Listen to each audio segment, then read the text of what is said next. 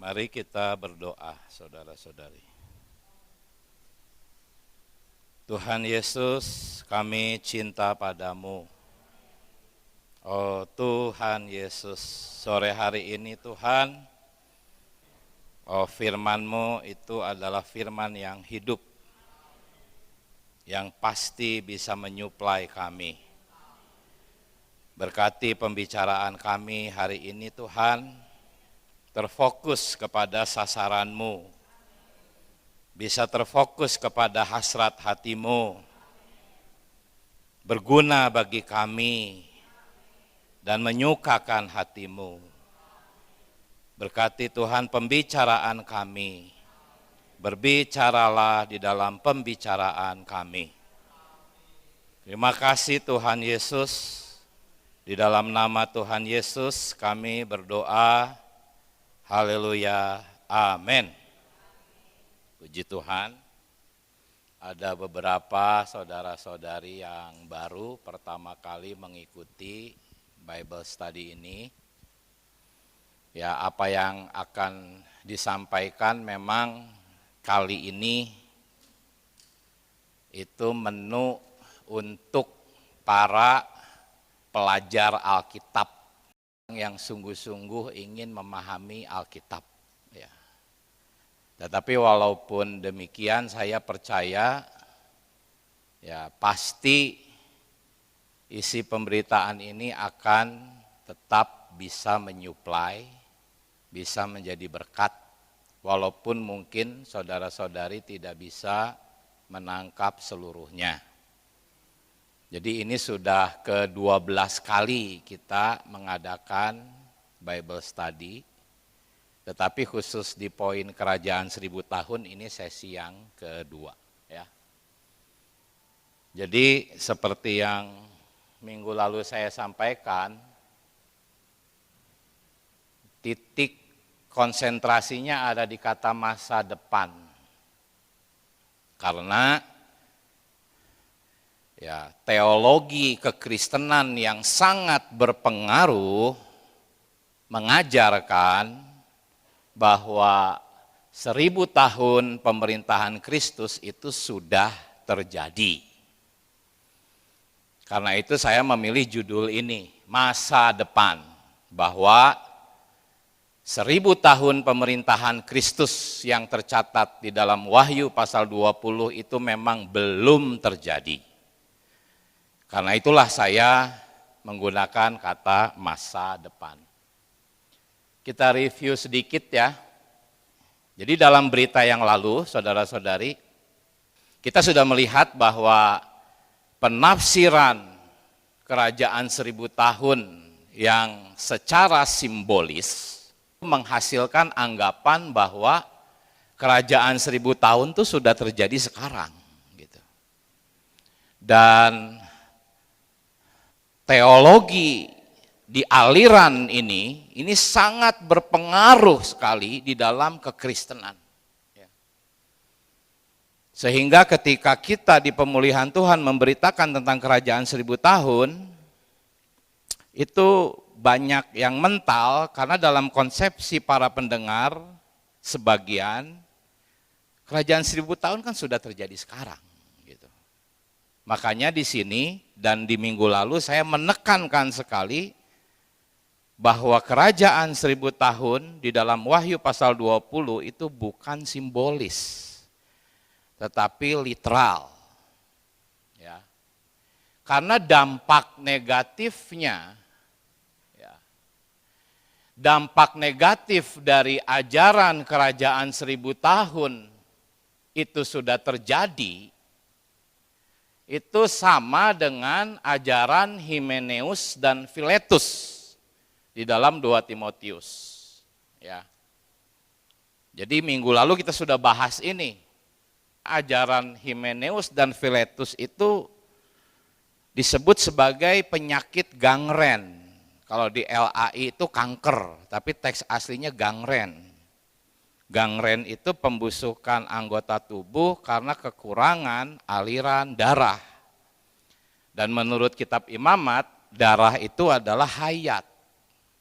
Artinya Pengajaran yang seperti Himeneus dan Filetus itu mengakibatkan berkurangnya aliran hayat yang akhirnya menghambat pertumbuhan hayat anggota-anggota tubuh Kristus dan bisa memperlambat penggenapan jumlah pemenang yang kita bahas minggu lalu. Ya. Dan penggenapan jumlah pemenang ini sebetulnya yang sangat ditakuti oleh iblis. Kita sudah bahas minggu lalu ya.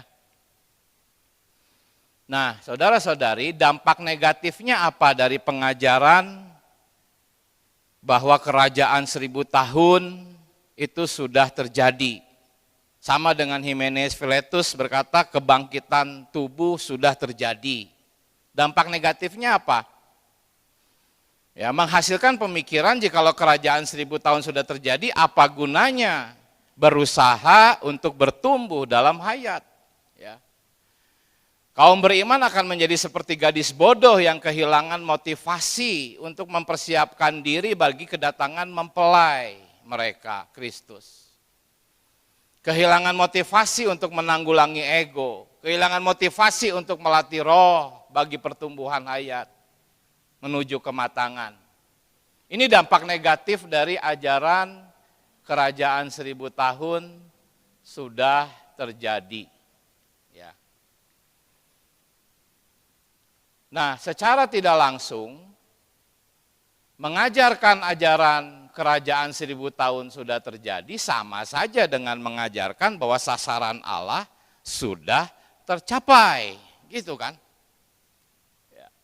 Membuat orang-orang yang menerima pengajaran ini memandang bahwa kehidupan duniawi yang sekarang itu, ya itulah wujud dari kehidupan di zaman kerajaan 1000 tahun. Gitu. Lebih jauh lagi ajaran ini bisa menghasilkan pembenaran untuk hidup dalam kenikmatan duniawi, karena ini kan sudah zamannya kerajaan 1000 tahun. Ya. Ini sedikit mereview saudara-saudari.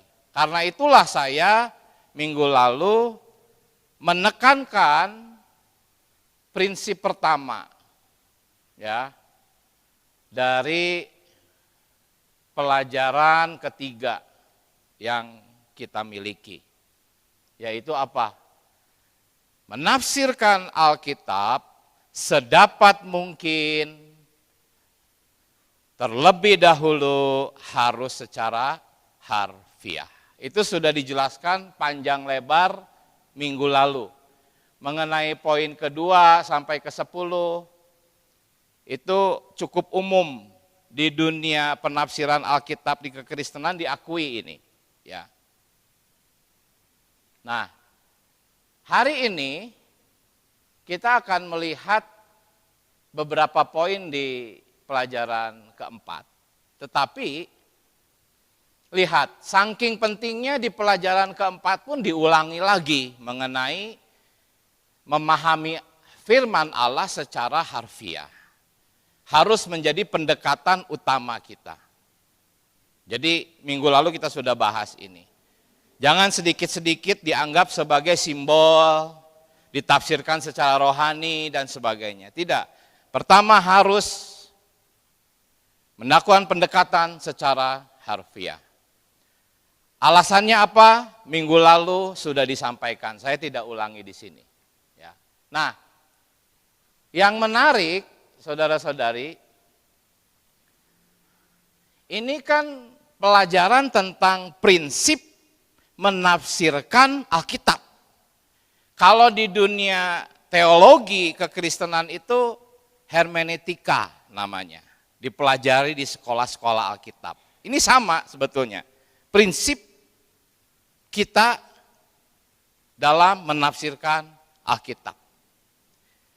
Tetapi yang sangat menarik itu adalah ada satu prinsip ya, mempraktekkan kebenaran tentang pahala dan penghukuman kerajaan. Artinya apa? Orang-orang yang menganggap kerajaan 1000 tahun sudah terlaksana itu tidak akan bisa memiliki realitas kehidupan latihan demi pahala dan ada satu kekhawatiran terhadap penghukuman atau pendisiplinan. Nggak akan ada itu di dalam konsepsi orang-orang yang menganggap kerajaan 1000 tahun itu sudah terjadi. Ya. Di dalam pelajaran hayat Ibrani dikatakan bahwa sasaran Allah itu membuat kita serupa dengan gambar putra sulungnya. Kita harus bekerja sama. Ya, tetapi Allah mengetahui bahwa banyak di antara orang-orang pilihannya tidak mau bekerja sama. Ya, kenapa? Salah satu akibatnya ya karena penyakit gangren rohani itu. Tidak ada motivasi untuk bertumbuh dalam hayat. Karena sasaran Allah kan sudah tercapai, kerajaan 1000 tahun sudah ada. Nggak mau kerja sama, makanya ya di dalam hikmatnya dia menetapkan dan menjadikan sasaran keselamatan sebagai pahala. Jadi betapa pentingnya pengajaran tentang pahala kerajaan ini. Itu poinnya. Kenapa kita harus mempraktekkan kebenaran tentang pahala ini? Ya, karena inilah yang akan membuat kita termotivasi bertumbuh dalam hayat. Ya. Di dalam cuplikan poin E ini, saudara kita ya menyebut ajaran Goffet, Penton, dan Pember. Ya, melihat kerajaan sebagai pahala. Poin saya apa? Semua pelajaran tentang akhir zaman yang kita pelajari di dalam pemulihan Tuhan, saudara-saudari, itu dipelajari oleh saudara kita melalui mereka. Khususnya kaum saudara, ya, yang poin A ini. Dikatakan pengajaran mereka adalah teologi yang tertinggi. Jadi saudara kita pun berdiri di atas pundak mereka ketika memberikan pelajaran tentang kerajaan 1000 tahun. Ya. Nah, jadi 2 poin ini, poin A dan poin E, kita dianjurkan untuk banyak bergantung kepada pengajaran kaum saudara yang sudah dicerna oleh saudara kita, dikembangkan oleh saudara kita. Ya. Lalu kita harus mempraktekkan kebenaran tentang pahala dan penghukuman kerajaan. Bible study sesi yang lalu dan yang sesi sekarang, bebannya ada di sini. Ya, poin E ini, agar saudara-saudari mempraktekkan kebenaran tentang pahala dan penghukuman sejaman. Nah, saudara-saudari, besar kecilnya penuntutan kaum beriman ya, akan pertumbuhan hayat sangat dipengaruhi oleh 2 perkara. 1, pemahaman tentang akhir zaman yang sesuai dengan firman yang murni. Inilah yang akan membuat kita menjadi gadis bijaksana, mengumpulkan minyak, karena tahu tentang memahami tentang kebenaran akhir zaman. Gitu. Yang kedua adalah pengalaman tentang pelajaran hayat. Karena kunci untuk menjadi pemenang dan bertumbuh adalah hayat. Jadi 2 hal ini sangat penting. Hari ini saya ingin memperlihatkan kepada saudara-saudari bagaimana teologi di pemulihan Tuhan terbentuk. Ada beban itu di belakangnya nanti. Tetapi nanti saya akan terlebih dahulu menambahkan sanggahan-sanggahan terhadap tafsir simbolis kerajaan 1000 tahun. Ya. Nah, pemahaman tentang akhir zaman saudara kita dapatkan dari kaum saudara, khususnya saudara-saudara yang tadi disebutkan namanya, dan mengembangkannya. Dan mengenai pelajaran tentang hayat, sangat dominan kita mendapatkannya dari saudara Ni dan saudara Li. Ya. Asal kita memahami 2 ini, maka kita akan dibuat giat. Kita akan punya motivasi untuk menjadi pemenang. Ya. Karena kerajaan 1000 tahun itu belum terjadi. Itu masih menjadi satu janji masa depan, saudara-saudari. Itu yang hendak saya sampaikan. Nah sekarang pentingnya pengajaran dari kelompok The Brethren ini, khususnya 3 saudara ini, adalah satu, mereka menolak tafsiran simbolik terhadap Wahyu 20. Mereka memandang kerajaan 1000 tahun sebagai masa depan yang bersifat fisik, literal. Mereka menghormati teks-teks nubuatan perjanjian lama dan secara konsisten menekuni makna literalnya. Ya. Lalu mereka juga menekankan keselamatan sebagai anugerah, tetapi upah kerajaan sebagai hadiah. Ya, ini tidak akan dimiliki jikalau orang-orang beranggapan kerajaan 1000 tahun sudah tercapai. Ya. Saya katakan seperti itu. Lalu mereka juga memperlihatkan keseimbangan antara iman, anugerah, serta tanggung jawab. Memberi kesadaran bahwa kita akan dihakimi menurut perbuatan mereka. Nah ini dikembangkan oleh saudara kita, saudarani, saudarali, ini bukan menurut perbuatan, tetapi menurut kematangan hayat. Gitu, ya. Tetapi pada saat itu mereka memang belum terlalu melihat perkara ini. Mereka masih menekankan tanggung jawab manusia. Bersyukur kita ada di zaman pemulihan hari ini sehingga untuk masuk ke dalam kerajaan 1000 tahun, tanggung jawab kita itu sebetulnya bertumbuh dalam hayat. Makanya tadi 2 poin ya. Pemahaman akhir zaman yang sesuai firman murni, kedua pelajaran hayat. Ya. Mereka membedakan antara keselamatan dengan warisan kerajaan. Ya. Mendorong kehidupan Kristen yang berorientasi pada apa? Pengudusan dan pengabdian. Kata pengudusan dan pengabdian kita memahami itu adalah perkara hayat. Jikalau hayat bertumbuh, bertambah, tambah kudus, tambah mengabdi. Jadi kita bersyukur ya, ada saudara kita yang melihat tentang hayat sehingga kita jelas bagaimana mendapatkan upah. Ya. Disiplin rohani ini bukan pertapaan, tetapi perkara melatih roh untuk bertumbuh dalam hayat. Ya, tadi kita nyanyikan kidungnya, kita rindu dan mempersiapkan diri kedatangan Tuhan. Jadi mereka memperlihatkan bahwa hidup kekristenan, orang Kristen itu bukan perkara hanya masuk surga gitu.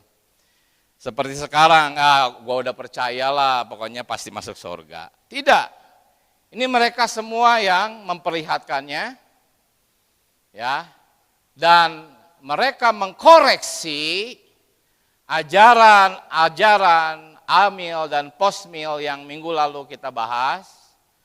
Karena ajaran-ajaran mereka itu cenderung mengendorkan semangat menantikan kedatangan Kristus dan menggantinya dengan apa? Semangat kerajaan. Sekarang kerajaan sudah ada, kerajaan sudah tercapai tujuan Allah. Ini sebetulnya yang mengendorkan mereka. Saya melihat betapa kendornya orang-orang Kristen yang menganggap kerajaan 1000 tahun sudah terjadi. Dan ada banyak kebingungan umat percaya tentang keselamatan dan upah. Ini sudah kita bahas di sesi-sesi yang lalu. Di satu sisi keselamatan anugerah, di sisi lain ada banyak yang harus dikerjakan. Bingung. Nah merekalah yang membuka kebenaran ini. Saudara-saudara kita, saudarani, saudarali berdiri di pundak mereka ya.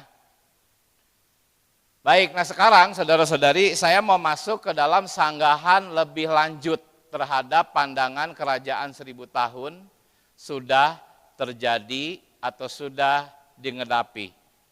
Ini perlu ya. Karena minggu lalu saya baru menyampaikan sebagian dan hari ini dikuatkan. Setelah ini, nanti kita akan melihat nilai sendiri, apakah sanggahan ini kuat, logis. Silahkan menilai sendiri. Kalau Anda berkata sanggahan ini kuat, logis, nanti kita akan periksa kenapa kok mereka yang telah mendengar sanggahan ini tetap ngotot kepada tafsiran mereka. Nanti masuk ke sesi ke poin yang itu. Jadi cukup padat yang akan saya sampaikan hari ini. Ya, baik. Jadi mereka menafsirkan 1000 sebagai simbol, itu karena mereka melihat ada banyak angka di kitab Wahyu. Angka 1, 3, 4, 7, 12, 144.000 dan sebagainya. Oh, kalau gitu berarti 1000 tahun pun harus dianggap simbol. Itu menurut mereka. Tetapi kerajaan 1000 tahun kan adanya di Wahyu 20 ayat 1 sampai 6. Ya. Kata-kata di dalam ayat-ayat ini itu bukan penglihatan simbolik, bukan lambang seperti apa binatang, tanduk, pelangi, mata, mahkota. Tidak. Kata-kata di dalam Wahyu 20:1-6 kita sudah bahas minggu lalu. Sangat bersifat literal, ya. Langsung berurutan mirip laporan kejadian historis daripada penglihatan-penglihatan. Contohnya, ia menangkap naga itu, dan naga itu disebut sebagai iblis di ayat-ayat itu, jelas, bukan disamarkan, mengurungnya 1000 tahun, ya, mereka hidup kembali dan memerintah. Lihat aja di sesi sebelumnya sangat jelas ini dibahas, sangat literal. Jadi angka 1000 dalam Wahyu Pasal 20 ayat 1 sampai 6 tentang kerajaan 1000 tahun itu bukan angka-angka simbolik, saudara-saudari. Sangat berbeda dengan angka 1 dan 3 yang melambangkan Allah, yang Esa dan Allah Tritunggal. Ya, angka 3 dan 8 lambang kebangkitan ini ada di pelajaran hayat kita, ya. Angka 1000 itu berbeda dengan angka-angka ini. Saya tidak cantumkan ayat-ayatnya karena saya kehabisan waktu. Ada ayat-ayat yang memang berupa angka-angka ini di dalam ayat-ayat itu berupa simbolik. Ya, tetapi angka 1000 di dalam Wahyu 21 sampai 6 itu tidak sama dengan sifat daripada angka-angka ini yang jelas-jelas menunjukkan simbolik, ya. Jadi angka 1000 tahun dalam Wahyu itu berdiri sendiri tanpa objek simbolik. Bukan 100 mahkota atau 1000 mahkota atau 1000 malaikat gitu ya. Jadi angka 1000 itu digunakan sebagai apa? Petunjuk durasi waktu yang mengikat seluruh peristiwa dalam pasal itu. Lihat, diikat selama 1000 tahun, memerintah 1000 tahun, ya. Orang-orang mati lainnya tidak hidup kembali sampai 1000 tahun itu berakhir. Sebetulnya diulanginya sebanyak 6 kali. Jadi ini bukan angka simbol seperti 7 roh, 4 makhluk, bukan. Ini angka yang menentukan urutan peristiwa dan batas waktu, saudara-saudari. Ini sanggahan kita. Ya. Frase 1000 tahun ini, ya, saya cukup banyak mempelajari teks Yunaninya. Angka 1000 itu menunjukkan pada waktu yang jelas dan spesifik, ya. Bukan makna abstrak. Angka 1000 oleh para penafsir Amil dan Posmil ditafsirkan sebagai waktu yang lama, yang tidak tahu endingnya kapan. Kalau memang Tuhan mau menuliskan waktu yang lama, pertanyaannya mengapa Tuhan tidak memakai istilah lain yang lebih mudah dimengerti? Ya. Misalnya seperti di ayat-ayat ini.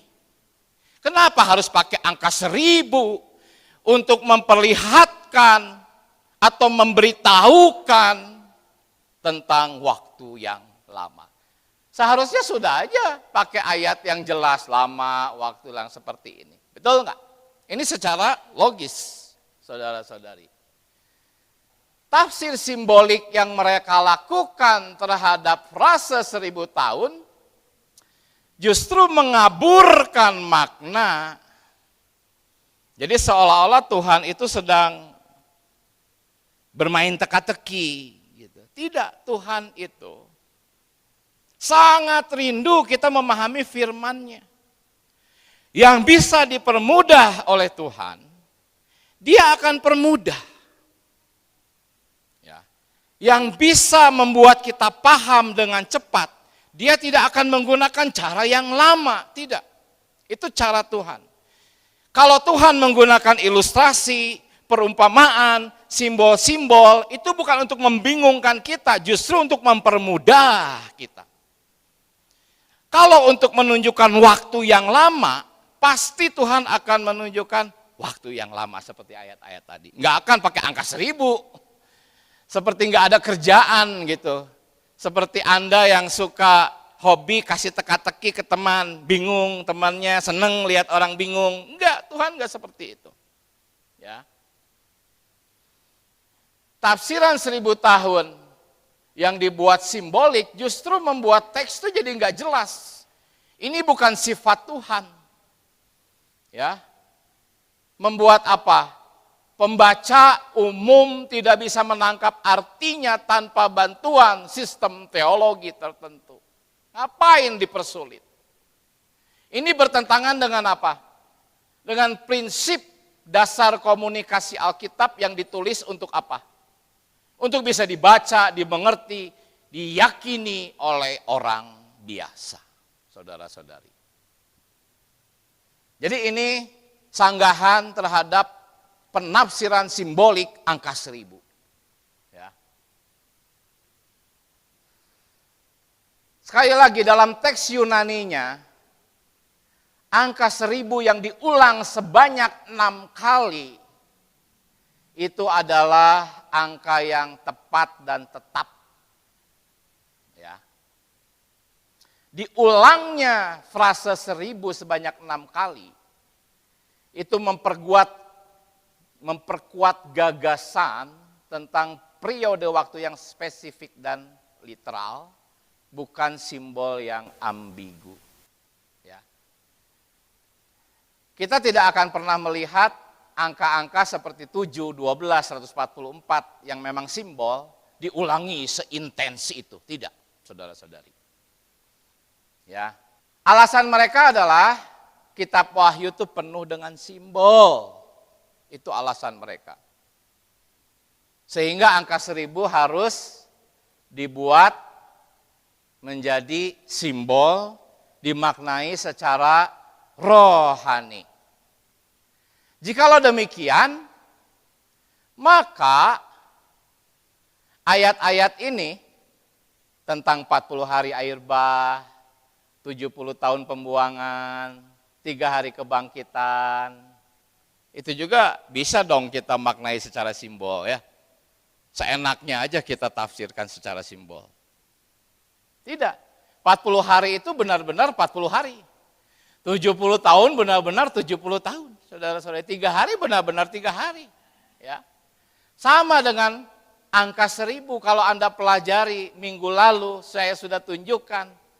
Sama persis sifatnya. Wahyu 21-7 itu. Dengan ayat-ayat ini. Sama persis. Semuanya menunjukkan jangka waktu yang nyata. Bukan simbol. Kalau Anda percaya 40 hari itu benar-benar 40 hari, 70 tahun benar-benar 70 tahun, 3 hari benar-benar 3 hari, kenapa tiba-tiba 1000 jadi simbol? Kenapa? Sifat ayatnya sama kok. Ya, literal, jelas. Nggak ada yang aneh kalau ditafsirkan secara literal. Tidak ada yang aneh, nggak ganjil. Kalau seperti akulah pintu, kata Tuhan Yesus. Tafsirkan literal ya aneh, ganjil. Ya. Oh, naga itu kepalanya 7. Ditafsirkan literal ya aneh, ganjil. Tetapi ini tidak. Wahyu 20 ayat 1 sampai 7, angka 1000, tidak aneh, tidak ganjil, sangat logis kalau ditafsirkan secara literal. Jadi saya menekankan angka 1000 ini ya, saudara-saudari. Tuhan Yesus. Intinya apa?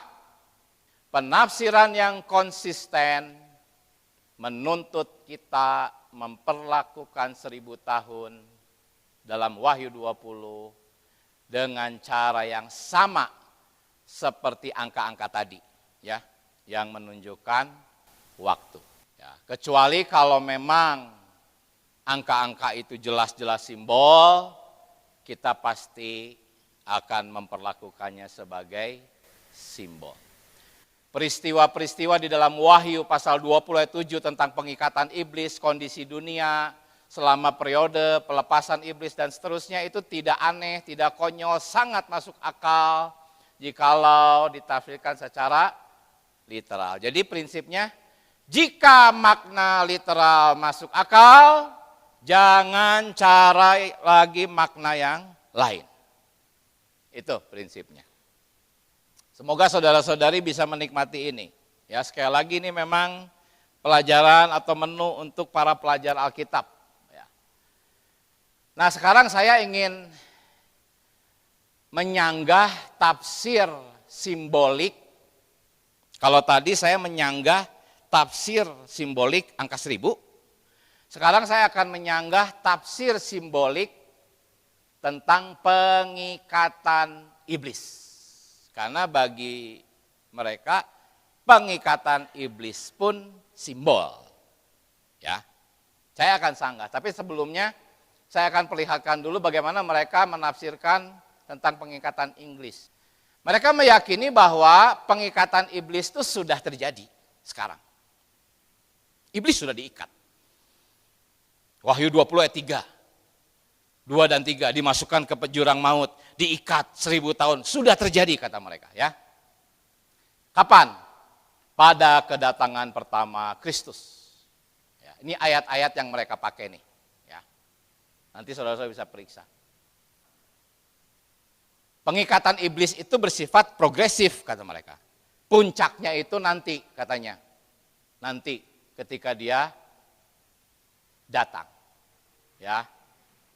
Kemudian mereka tidak memandang pengikatan iblis sebagai penangkapan, pembicaraan literal. Yang membuat iblis sama sekali tidak berdaya. Ya.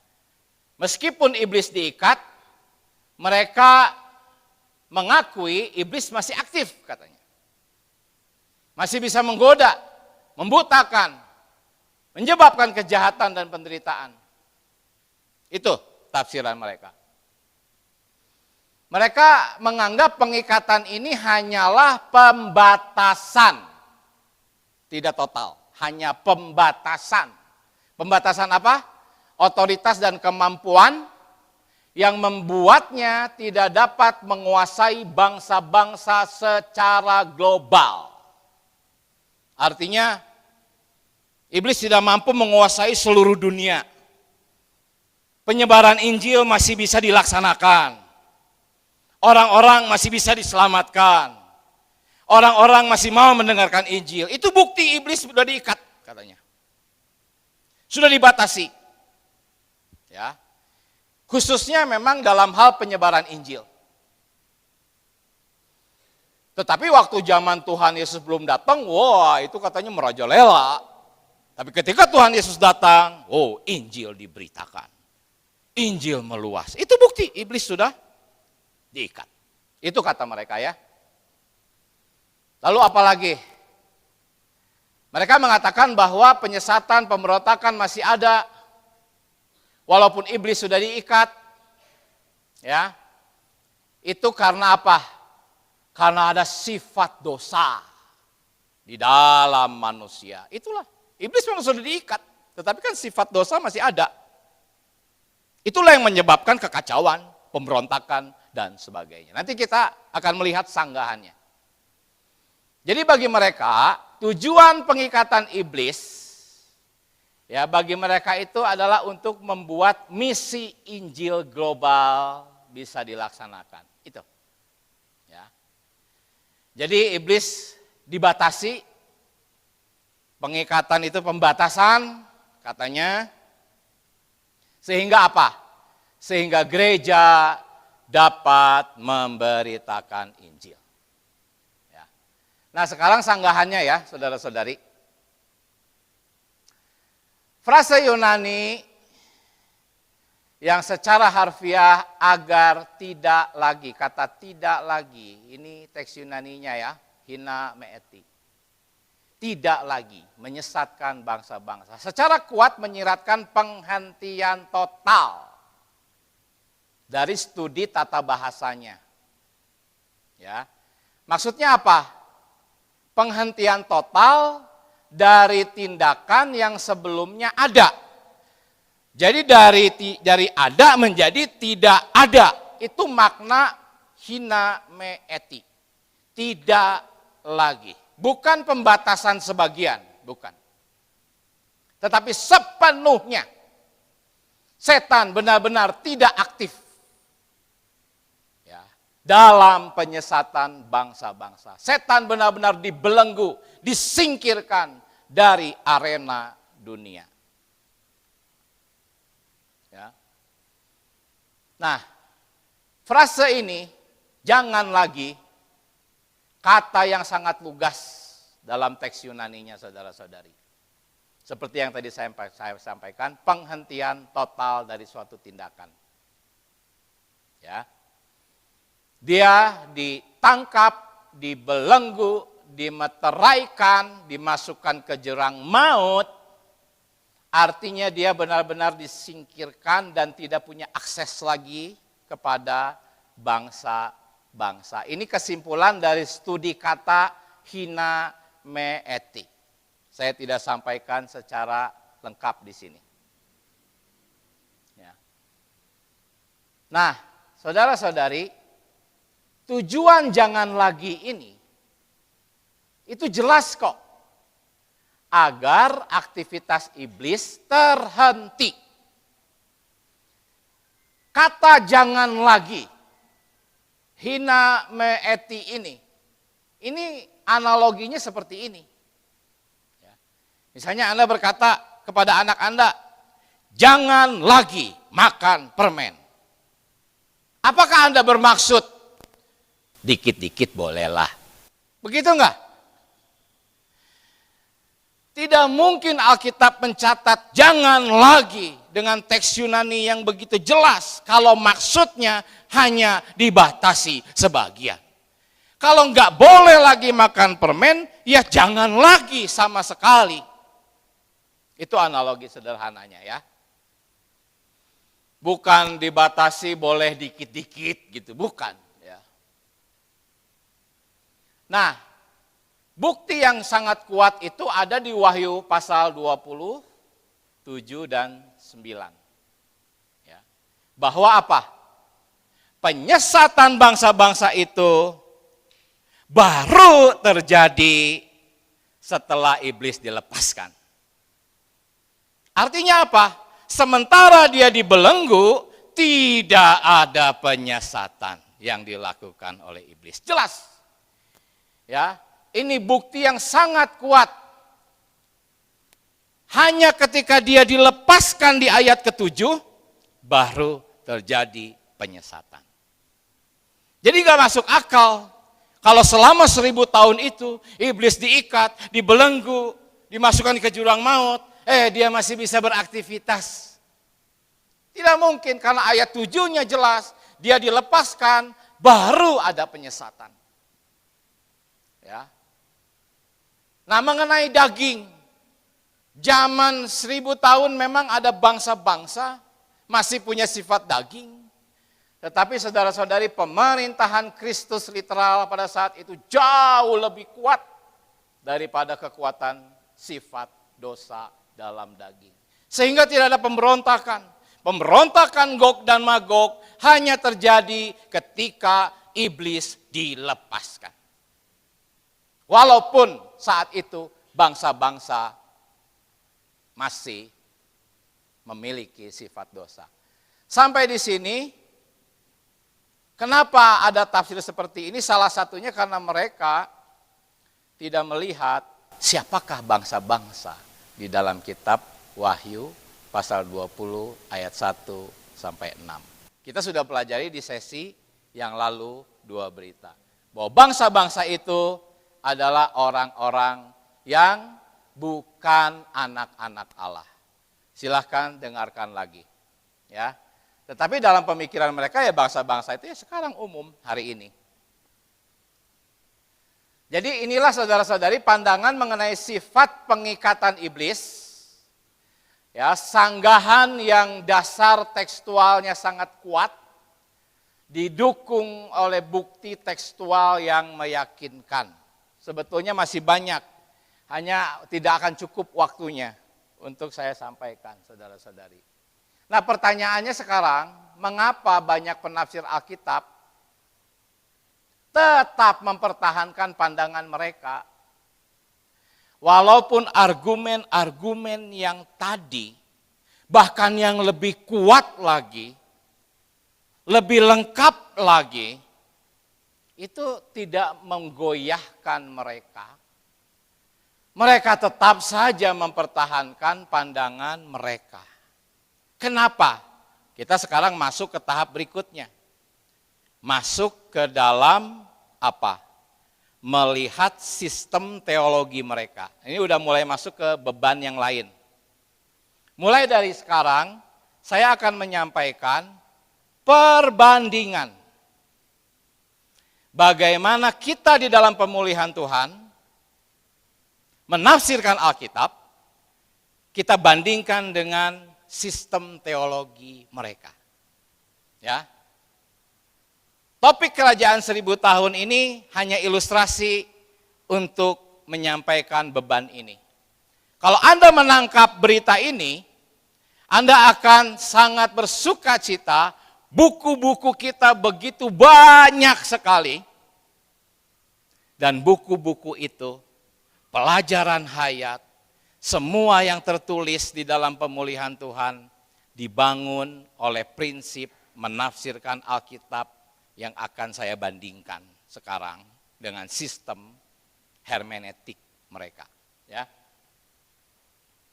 Jadi, saudara-saudari, mengapa mereka tetap mempertahankan pandangan mereka? Ini karena faktor apa? Teologi sistematis. Yang apa? Mendominasi cara membaca Alkitab mereka, cara menafsirkan Alkitab mereka. Saya akan menjelaskan tentang teologi sistematis ini, tapi sebelumnya saya ingin menyampaikan satu cuplikan tulisan saudara kita.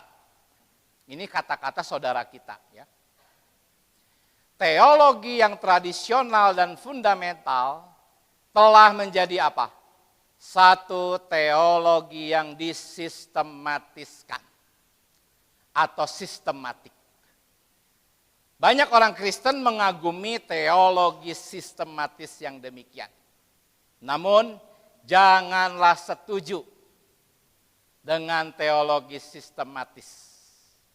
Karena wahyu ilahi dalam Alkitab tidak dapat disistematiskan. Ya, karena waktu saya tidak akan bacakan sisanya.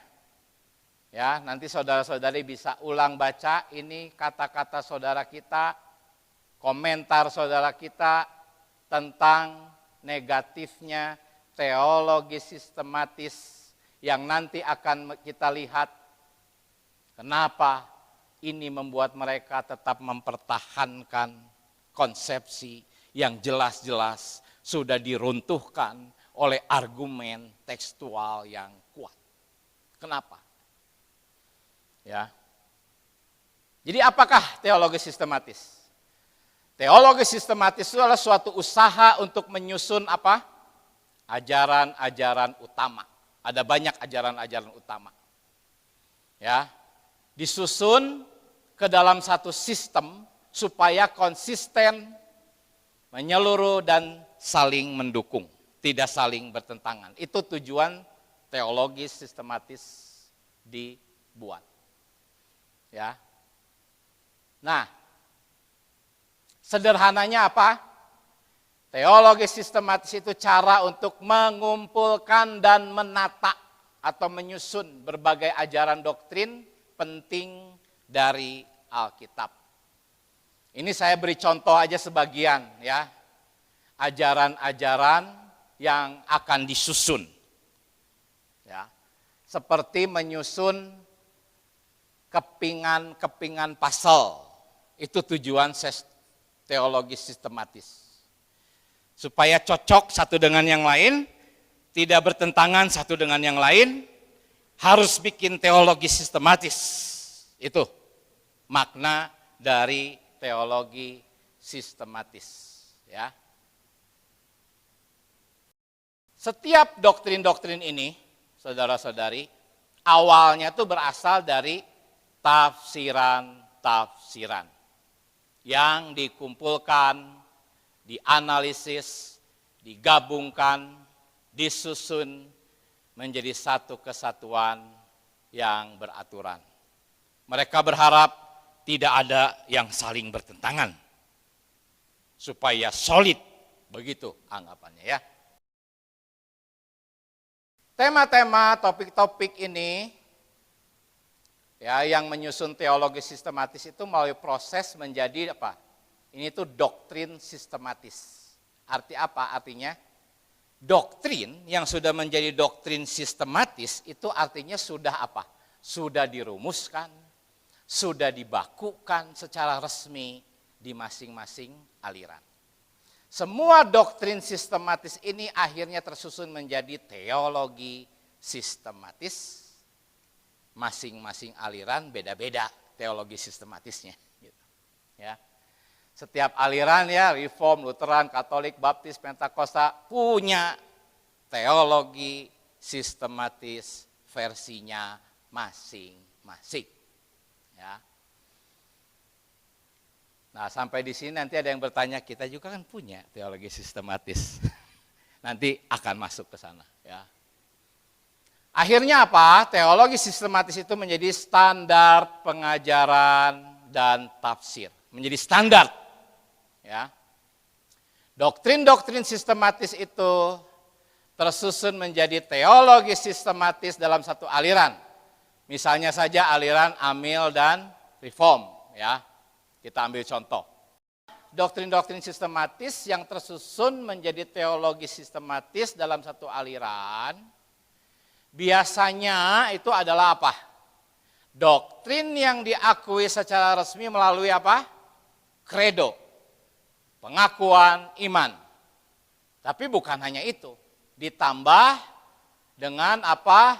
Dibangun, dijelaskan, diajarkan melalui apa? Karya-karya para teolog yang diakui di aliran tersebut.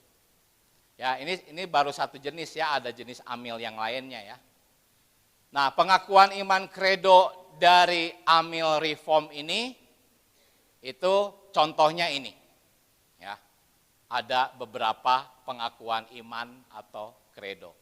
Sedangkan karya-karya para teolog yang diakui contohnya ini. Ya, buku-buku dalam hal ini yang sedang kita fokuskan adalah teologi sistematis atau doktrin sistematis tentang apa? Tentang, maaf ini saya salah memberi tanda, harusnya yang ini, ajaran tentang akhir zaman. Ya. Doktrin sistematis tentang akhir zaman itu karena ini, pengakuan iman dan karya-karya teolog inilah ya. Merekalah yang akhirnya menyusun doktrin akhir zaman sistematis. Saudara-saudari perhatikan terus. Ini sangat menarik ini ya. Jadi buku-buku itu memang tidak bersifat resmi seperti pengakuan iman atau credo, tetapi sangat dihormati ya, menjelaskan kredo-kredo, menjelaskan poin-poin pengakuan iman, ya. Sehingga buku-buku digabung dengan pengakuan iman, itu menjadi doktrin sistematis dan menjadi materi yang formal di sekolah teologi, denominasi reform tertentu. Ya, nanti kita akan melihat, mungkin kita bertanya-tanya, kan kita pun juga sama prinsipnya.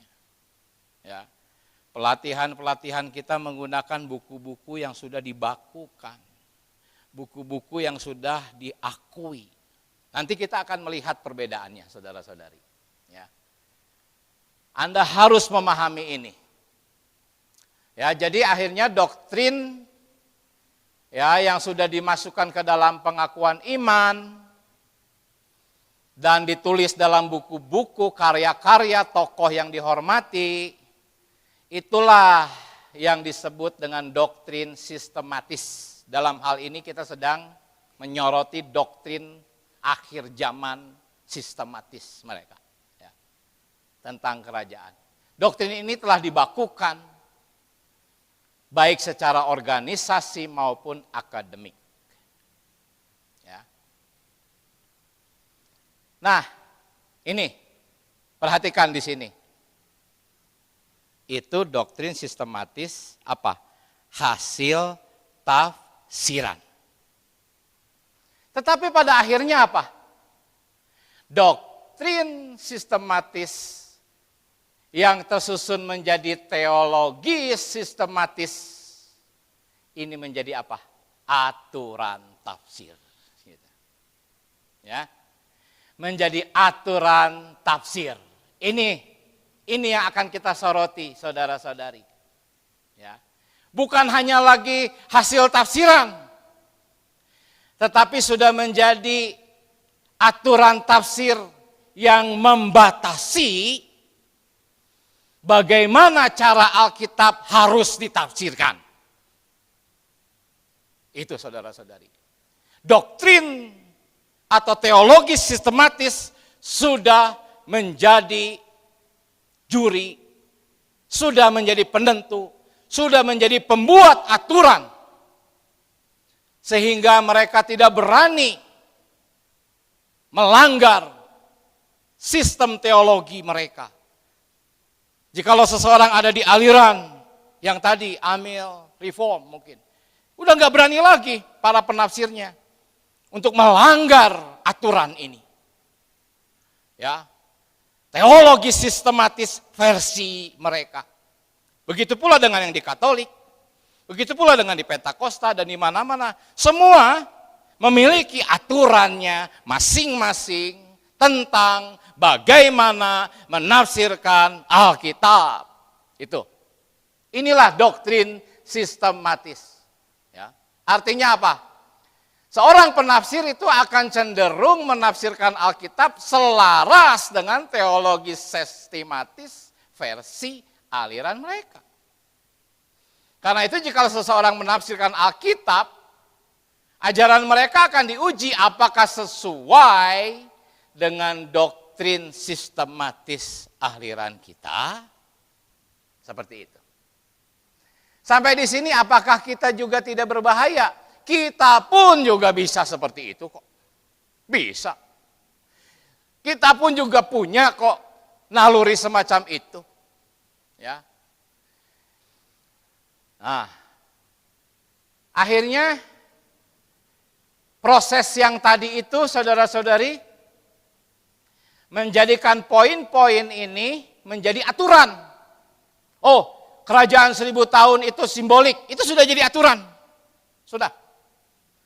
Kerajaan 1000 tahun itu berlangsung saat ini, sejak Kristus naik, itu sudah jadi aturan tafsir, tidak boleh dilanggar. Ya. Orang percaya yang telah meninggal hari ini sedang memerintah dengan Kristus seperti yang di Wahyu pasal 20, memerintah 1000 tahun lamanya, itu sudah terjadi. Ini sudah menjadi aturan Sudah menjadi sistem teologi mereka, saudara-saudari. Ya. Itulah teologi sistematis. Tadi saya katakan kita pun juga bisa seperti itu, tetapi saya tidak mengacu kepada saudara kita. Saudara kita tidak, nanti saya akan perlihatkan. Kita harus meneladani saudara kita. Karena saudara kita tidak menafsirkan Alkitab berdasarkan sistem teologi yang sudah dibentuk oleh manusia. Tidak. Nanti kita akan bisa melihat. Jadi teologi sistematis akhirnya menjadi apa? Menjadi lensa atau menjadi kacamata. Kalau kacamatanya warna hitam, maka saya melihat yang warna putih jadi abu-abu. Kacamatanya pink, lihat jadi yang putih jadi pink. Mereka punya lensanya ketika mereka membaca Alkitab. Ya, sistem teologi mereka lah lensanya untuk menafsirkan Alkitab. Menjadi aturan yang mengatur. Ya, pokoknya tidak ada kerajaan 1000 tahun literal dan fisik di bumi, itu sudah menjadi aturan kita. Walaupun sanggahan-sanggahan yang kuat, logis, akurat, sangat kuat tekstualnya, tetap tidak bisa karena mereka sudah punya aturan. Akhirnya apa? Mereka dituntut untuk setia. Mereka dituntut untuk tetap setia kepada kepercayaan tradisional aliran mereka masing-masing. Kesimpulannya, apa yang menuntut mereka? Ketergantungan finansial. Ya. Kalau mereka melanggar sistem teologi mereka, mereka bisa kehilangan posisi dan penghasilan. Hati-hati saudara-saudari, khususnya saudara-saudara yang melayani sepenuh waktu. Ya. Tekanan sosial dan psikologis. Kalau mengubah pandangan, nanti aku bisa dikucilkan, aku dituduh sesat, kehilangan identitas. Ya, akhirnya apa? Cari aman. Padahal bukti-bukti sudah dia lihat. Oh, saya sering menemukan ini. Buktinya sudah jelas. Sanggahannya begitu jelas, nggak bisa ditolak, nggak bisa. Tetapi mereka dituntut setia kepada tradisi. Kemudian kalau pemimpin-pemimpinnya itu takut, ya. Kalau mereka ikut, apa? Nanti sistem teologi bisa membuat seluruh kerangka berpikir runtuh. Seluruh sistem mereka runtuh. Bahaya. Akhirnya apa? Cenderung menyesuaikan Alkitab dengan sistem teologi. Ya. Kesimpulan, kadang bukan karena mereka tidak tahu kebenaran, tetapi karena mereka tidak berani membayar harga, saudara-saudari. Kita tahu tujuan mereka memang baik, tetapi akhirnya teologi sistematis jadi apa? Kacamata kuda, gitu. Ya. Membuat mereka menolak ayat-ayat yang tidak sesuai dengan sistemnya. Dan membuat seseorang mencari ayat atau mencari penafsiran justru membenarkan sistem. Ya, bukan membiarkan Alkitab berbicara apa adanya. Jadi teologi sistematis telah menjadi penghalang bagi pembacaan Alkitab yang segar. Nah, kalau kita di pemulihan Tuhan diajarkannya ini. Kita harus memiliki pembacaan Alkitab yang segar. Itu yang diajarkan. Sedangkan pembacaan Alkitab di dalam teologi sistematis yang nggak segar karena sudah ada aturannya. Sudah ada pembatasnya. Nggak bisa segar. Gitu. Jadi sampai sejauh ini kita sudah melihat soal apakah literal atau simbolik. Sesi yang minggu lalu dan yang sampai barusan kita fokus kepada apakah rohani atau harfiah. Ya, sekarang kita harus melihat faktor penting yang lainnya untuk menerima terang Alkitab. Ya. Jadi intinya harus punya pembacaan Alkitab yang segar. Ya. Kenapa? Karena seringkali kita usang. Pembacaan Alkitab yang segar sering menemukan makna yang selama ini luput atau tersembunyi. Karena apa? Karena belum apa-apa sudah terdoktrin dulu oleh sistem teologi. Jadi ya yang luput dan tersembunyi selamanya tersembunyi. Nggak segar. Jadi seorang pembaca Alkitab harus mendengar kejujuran suara teks itu sendiri. Jelas sedekat mungkin dengan makna asli. Tanpa dibatasi oleh sistem teologi yang telah dianut. Ya. Dan jangan secara otomatis menolak makna baru. Jangan. Wah, ini belum pernah diajarkan. Jangan secara otomatis langsung tolak. Ya. Kita harus berlatih konsisten dengan teks asli, tetap berpegang kepada pengajaran tokoh-tokoh terdahulu, tadi kita sudah bahas, nggak boleh menyimpang dari tokoh-tokoh yang dahulu, tetapi tidak menolak hal-hal baru. Itu cara menafsirkan Alkitab yang diajarkan di tengah-tengah kita. Ya. Nah, ilustrasinya apa? Yakobus berkata, bukan hanya oleh iman, tapi perbuatan juga, gitu kan Yakobus. Tapi ada satu aliran, ya, yang doktrin sistematisnya itu adalah sola fide, yaitu hanya iman saja. Membaca ini, maka Yakobus 2 ayat 24 dilunakkan agar tetap sesuai dengan ayat kesayangannya, yaitu manusia dibenarkan oleh iman. Tidak. Ya. Jangan membela doktrin sistematis, jangan. Jujur saja, teksnya berkata seperti itu, kita harus dengar kejujuran teks itu. Ya. Jangan membenturkan 2 ayat demi ayat kesayangan kita. Jangan. Ayat-ayat sulit abaikan. Jangan. Ya. Jangan membela doktrin sistematis. Inilah pembacaan yang segar bisa kita dapatkan. Berusahalah menemukan keharmonisan keduanya yang sepertinya bertentangan gitu. Di satu sisi hanya iman saja, di sisi lain harus perbuatan kayak bertentangan.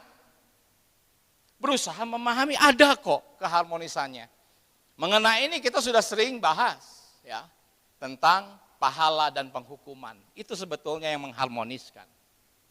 Jadi harus ada pembacaan Alkitab yang segar, itu menuntut kesadaran dan kerendahan hati. Jangan tetap membela. Nggak mau rendah hati. Wah, aku sebelumnya nggak punya pikiran nih ini. Oh, doktrin sistematis yang aku anut begini. Jangan, rendah hati saja. Terima jikalau itu membentur keyakinan kita sebelumnya. Ya. Ini contoh-contoh lain dari yang tadi. Ya. Ada yang memiliki doktrin sistematis tentang keselamatan itu anugerah. Ya. Jadi kalau ada yang bikin perbuatan menjadi faktor keselamatan, ditolak. Demikian juga dengan aliran Pentakosta, ya. Doktrin sistematisnya kan kalau baptisan Roh Kudus harus ada bahasa roh. Jadi kalau ada orang yang menyangga ini, wah ditolak. Seperti itu ya, contoh-contohnya. Jadi akibatnya apa?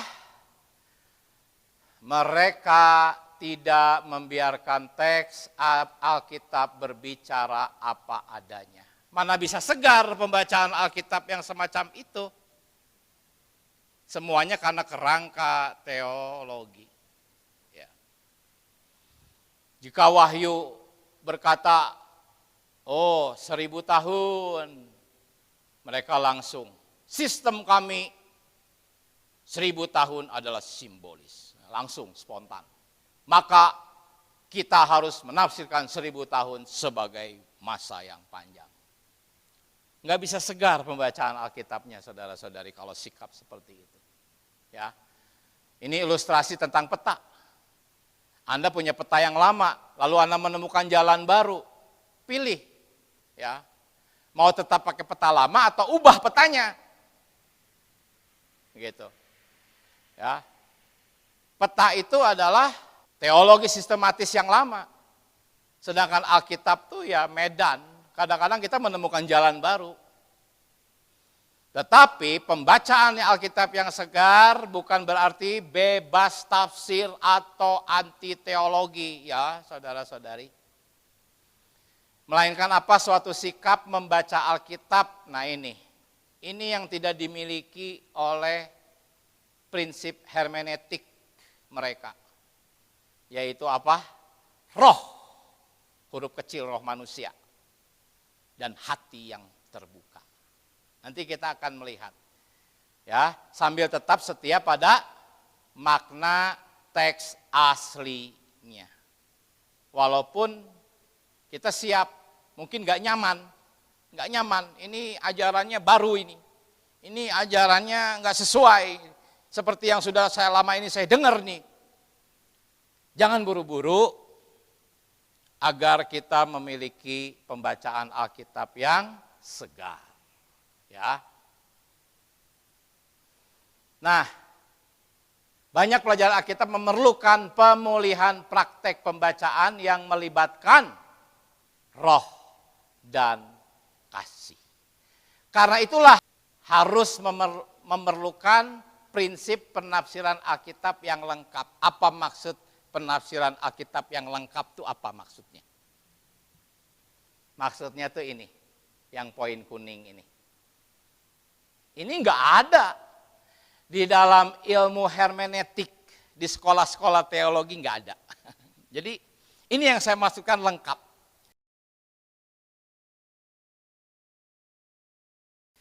Saudara-saudari, poin-poin ini ada di dalam pelajaran 4 tentang prinsip menafsirkan Alkitab. Ya. Ini yang saya katakan sebagai pelengkap. Ya, apa? Doa baca, makan minum, menghirup roh dan sebagainya. Ya. Ini akan apa? Mengubah semua yang kita lihat dan kita pahami sebelumnya. Yang usang akan diubah oleh poin-poin ini jikalau kita praktekkan, saudara-saudari. Nah, sekarang saya akan membandingkan cara kita membaca Alkitab dengan hermeneutik yang diatur oleh teologi sistematis. Ya, kita memahami firman Allah itu adalah hembusan Allah. Firman Allah itu bukan tulisan, tetapi hembusan Allah. Karena itu titik tolak pendekatan terhadap Alkitab bukan semata-mata intelektual atau akademis, tetapi harus melalui perjumpaan roh dengan roh. Roh huruf kecil dengan roh huruf besar. Ya, ini doa dan perenungan rohani agar firman menjadi hidup dalam diri kita. Ya. Tetapi mereka bagaimana? Ya mereka melakukan analisis tata bahasa, konteks sejarah, jenis sastra, ya. Namun titik tolaknya tetap adalah kerangka teologi sistematis. Pengakuan iman, kredo, karya-karya para teolog yang diakui dalam tradisi mereka. Prinsip menafsirkan Alkitab yang kita pelajari adalah mementingkan doa baca. Sebetulnya doa baca bukan penemuan saudara kita. Ya. Di kalangan Katolik, di kalangan Protestan, mereka punya juga tokoh-tokoh yang mempraktekkan doa baca. Hanya istilah doa baca memang ditemukannya oleh saudara Li. Tetapi secara prinsip ini sudah dilakukan. Jadi bukan penemuan kita, ya. Agar apa? Agar kita bisa melampaui huruf menuju roh dan hayat firman. Inilah pembacaan Alkitab yang segar serta membuka jalan untuk terang rohani. Sedangkan mereka sistem hermeneutik yang diatur oleh teologi sistematis itu mengandalkan pendekatan yang harus teratur, analisa sejarah, tata bahasa, logika yang sistematis, memprioritaskan kontrol rasional atas tafsir, tidak menggunakan pengalaman rohani dan penerangan pribadi karena tidak bisa diverifikasi secara objektif. Itu menurut mereka. Kita menekankan bahwa pembelajaran firman yang sejati harus dilandasi oleh pengalaman hayat, penerangan Roh Kudus, dan roh manusia yang menjamah firman secara langsung. Karena itu saudara kita selalu menekankan pengalaman hayat. Firman Allah, firman Alkitab harus dapat dijelaskan melalui pengalaman hayat. Ya. Tetapi teologi sistematis modern penuh dengan definisi, sistem argumen. Akibatnya hal-hal yang berhubungan dengan pengalaman rohani, itu mereka katakan tidak bisa dijelaskan dengan akal. Itu tidak ilmiah, itu kurang serius katanya, terlalu subjektif katanya. Ya. Inilah perbedaannya saudara-saudari. Tujuan penafsiran kita adalah menghasilkan dan menerima hayat, membangun persekutuan dengan Allah dan membawa orang kepada realitas rohani. Mengerti Alkitab artinya dibawa masuk ke dalam realitasnya. Tetapi tujuan penafsiran mereka adalah memastikan apa? Konsistensinya dengan doktrin sistematis mereka. Tadi sudah saya sampaikan banyak. Ya. Bahwa kitab Wahyu simbolis artinya itu sudah menjadi teologi sistematis kita harus berdasarkan ini kita menafsirkan Alkitab. Percaya bahwa penerangan Roh Kudus langsung kepada roh. Ada penerangan roh. Roh Allah kepada roh manusia. Itu sangat penting untuk memahami firman. Tetapi di dalam hermeneutik yang diatur oleh teologi sistematis, mereka lebih bergantung kepada nalar, tradisi teologi sistematis, dan konsistensi, logika, sistem daripada pengalaman langsung dengan Tuhan melalui firman. Katanya itu sih halu, enggak objektif, tidak ilmiah, katanya seperti itu. Ya. Nah, kita sudah mencapai ke kesimpulan. Kesimpulannya adalah prinsip penafsiran Alkitab yang kita miliki memang tidak selalu cocok dengan standar akademik modern, tetapi menyentuh dimensi terdalam dari Alkitab. Karena Alkitab itu sebetulnya roh dan hayat. Yohanes 6 ayat 63. Firman yang kau katakan adalah roh dan hayat. Ya. Jadi cara pendekatan yang tadi disampaikan itu menjamah roh dan hayat dari firman, saudara-saudari. Kita akan mengalami perjumpaan dengan Allah yang hidup. Justru disinilah banyak tafsir akademik kehilangan realitas kerajaan yang diwahyukan dalam Wahyu pasal 20, kerajaan 1000 tahun.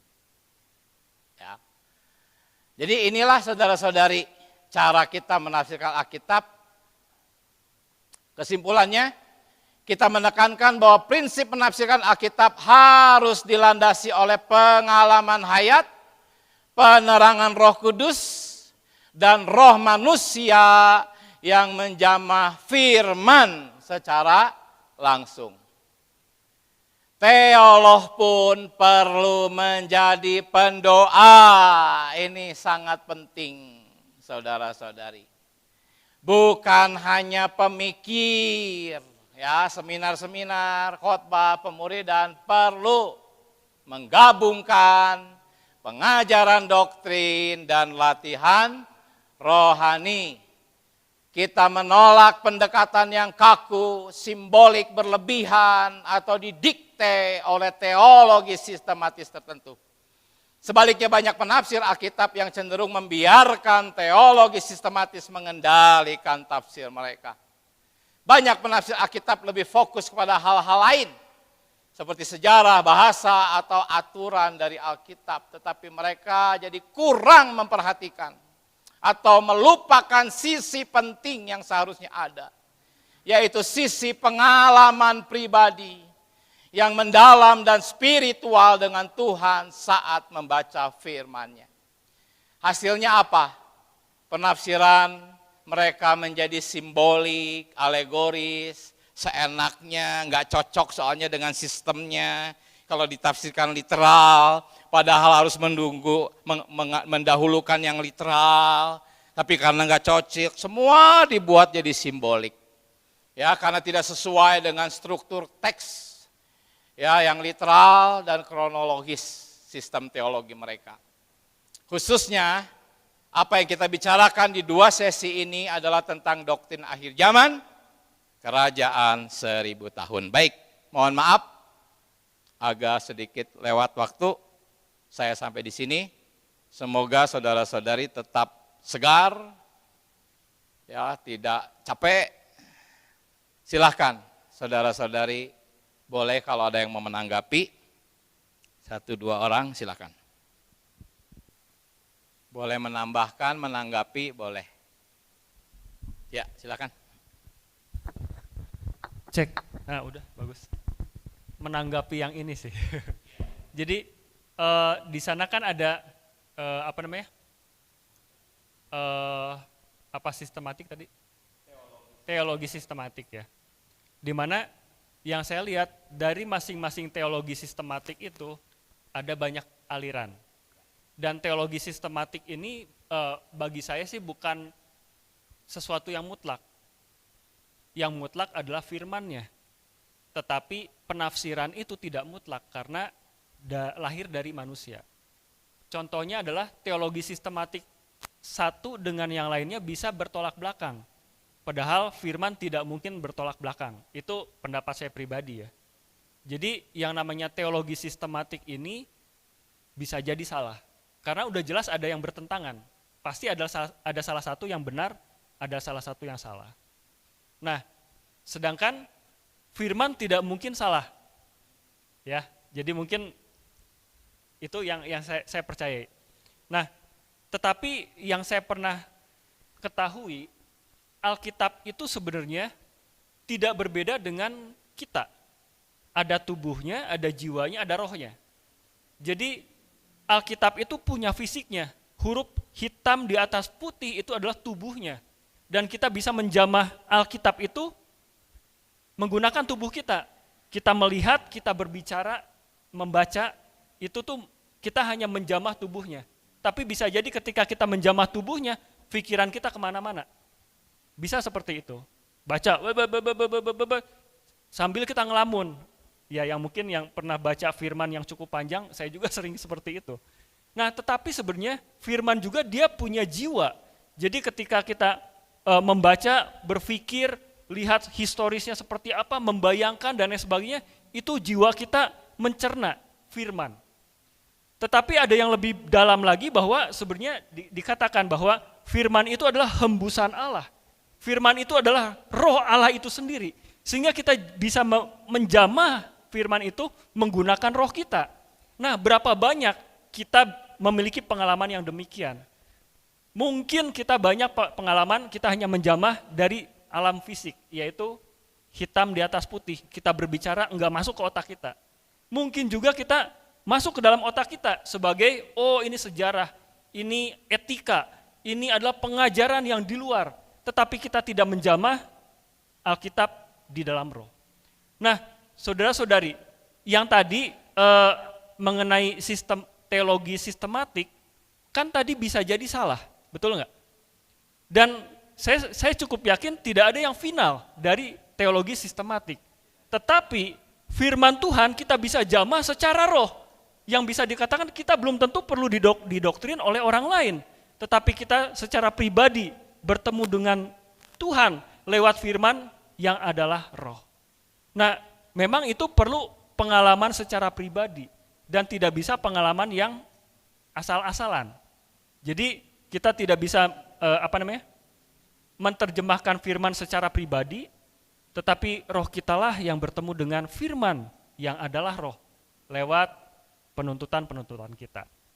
Memang ketika kita menggunakan coba menjamah roh kita, bisa jadi kita terhanyut dengan pengetahuan kita, perasaan kita, tidak menjamah roh yang ada di dalam firman. Tetapi saudara-saudari, di sini dikatakan penterjemahan yang bukan yang kaku, yang fleksibel tadi ya. Pembacaan yang segar. Maksudnya adalah apa? Kalau yang teologi sistematis itu kan sudah baku.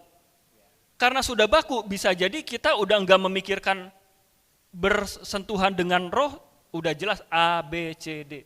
Tetapi ketika kita menjamah roh lewat firman yang segar, firman yang murni, yang tidak mungkin salah, bisa jadi kita bertemu Tuhan lewat firman yang ada roh itu.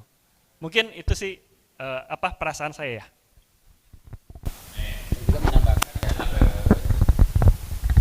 mungkin dari ayat Yohanes 5:39 dikatakan bahwa kamu menyelidiki kitab-kitab suci sebab kamu menyangka bahwa di dalamnya kamu temukan hidup yang kekal. Tetapi walaupun kitab-kitab suci itu memberi kesaksian tentang aku, ayat 40-nya, namun kamu tidak mau datang kepadaku untuk memperoleh hidup. Nah, tadi yang didasarkan oleh saudara kita yang bertanya tadi kan mengutip satu firman di ayat 21 tadi ya. Ada perkataan Roh Kudus, dorongan Roh Kudus. Nah, sudah dijelaskan bahwa dalam pertemuan kita malam hari ini berbicara penafsiran Alkitab secara sistematis itu kan sepenuhnya bersandarkan kepada pemikiran-pemikiran yang sudah baku itu sendiri. Nah, saudara-saudari, saya terkesan ya ketika membaca ayat ini di dalam catatan kaki, karena di dalam tengah-tengah kita itu ada Alkitab catatan kaki Persib Pemulihan ya. Saya akan membacakan kata menyelidiki ini ya.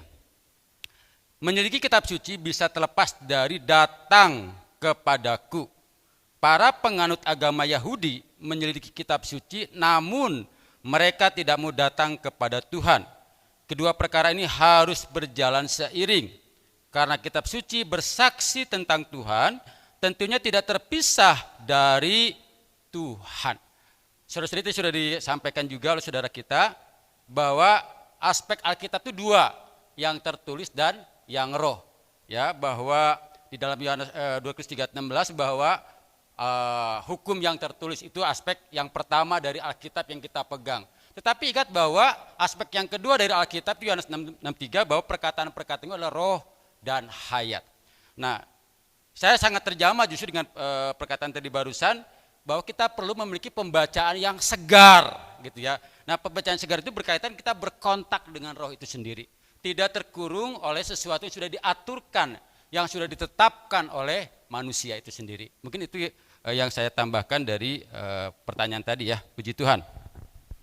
Puji Tuhan, terima kasih. Puji Tuhan. Masih ada saudara-saudari? Baik, nanti kita bisa lanjut di ruang makan. Sebelum kita berdoa, saya tampilkan satu ayat sebagai dasar untuk pembacaan Alkitab yang segar. Ya. Dan terimalah apa? Pedang Roh. Apakah pedang Roh? Firman Allah. Jadi terimalah pedang Roh, yaitu firman Allah. Masih koma ya? Nah, kata dalam tuh ayat 18-nya itu. Dalam segala doa. Pernah enggak menerima firman Allah dalam segala doa? Itulah dasar dari pelajaran doa baca. Ya. Dasar inilah. Nanti ada kesempatan kita bahas perkara doa baca untuk mempraktekkan ini. Terimalah pedang Roh, firman Allah dalam segala doa. Amin. Mari kita berdoa. Tuhan Yesus, terima kasih buat sesi ini. Kami melihat tentang pembacaan Alkitab, prinsip menafsirkan Alkitab. Sungguh kami perlu memahami firman-Mu, Tuhan. Oh Tuhan Yesus, khususnya tentang kedatangan-Mu mendirikan kerajaan 1000 tahun di bumi. Masa depan pemerintahan-Mu selama 1000 tahun. Di mana ada pahala yang sedang kami kejar melalui pertumbuhan hayat, mencapai kematangan, kami bisa menjadi pemenang. Biarlah Tuhan kami terdorong melalui berita ini, kami mengenal Tuhan, pemahaman akhir zaman sesuai firman yang murni. Dan kami pun mengenal jalannya yang adalah pertumbuhan hayat. Buat kami semakin jelas bahwa masuk kami ke dalam realitas dan latih kami memiliki pembacaan Alkitab yang segar. Terima kasih Tuhan, di dalam nama Tuhan Yesus kami berdoa. Haleluya. Amin. Puji Tuhan, terima kasih saudara-saudari.